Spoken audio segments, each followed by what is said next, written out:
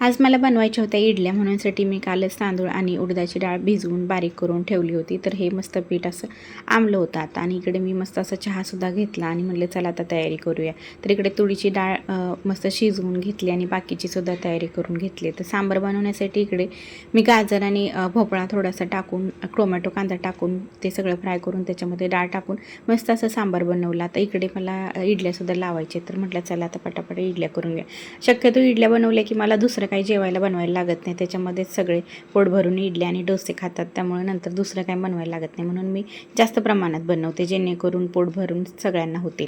छान अशा इडल्या इथे लावून घेतल्या आणि पांढरी चटणीसुद्धा मी इकडे बनवून घेतली होती आणि त्यालाच लगेचच तडका मारून घेतला. आणि सांबारसुद्धा इकडे शिजलं आहे मस्तपैकी. बघा तुम्ही किती छान मस्त बनलं. आणि कढई भरून मला सांबार करायला लागतं, कारण की सगळ्यांनाच इडल्या खूप आवडतात, म्हणून जर भूक लागली तर अजून दुसऱ्यांदा खातो म्हणून. तर छान अशा इडल्या बघा आता किती सॉफ्ट झालेले आहेत, इझिली निघत आहेत आणि छान एकदम अशा स्पंजीसुद्धा झाल्या होत्या बरं का. आता इडल्या काढून झाल्यानंतर लगेचच मी इकडे डोसेसुद्धा काढून घेतले. आता 16 इडल्या तर काय म्हणजे एवढं हे होत नाही, पण जर मी डबल इडल्या लावण्यापेक्षा मग डोसे बनवून घेते. 7-8 डोसे बनवले की सगळे पोट भरून मग होतात इडली आणि डोसे. त्याच्याबरोबर छान म्हणजे पोट भरतं, म्हणून तसं करते मी.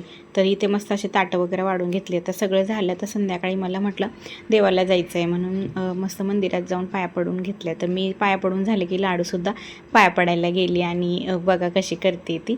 तर इकडे आज शनिवार असल्यामुळे मंदिरामध्ये पुस्तक वाचायचं हनुमानाचं चाललेलं होतं, हनुमान चालिसा वगैरे. तर सगळ्या देवांच्या पाया पडल्या आणि यांना मंदिराचं झालं की लगेचच गार्डनमध्ये घेऊन गेले. हे लोक गार्डनमध्ये सुद्धा खेळले, तिथे सुद्धा फन टाईमपास केला आणि असा गेला आजचा दिवस. तर चला भेटूया नेक्स्ट व्हिडिओमध्ये.